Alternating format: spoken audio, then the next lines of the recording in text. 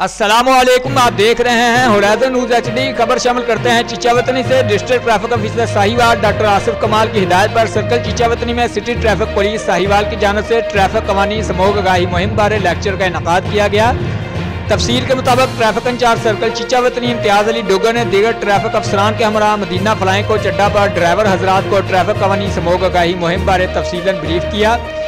उन्होंने कहा कि मौजूदा मौसमी हालात के पेश नज़र ट्रैफिक कवानी पर अमल दरामद यकीनी बनाएं और स्मोग एक जहर कातिल धुआं है जिसके नुकसानात से छुटकारा हासिल करने के लिए एहतियाती तदाबीर पर अमल दरामद करें।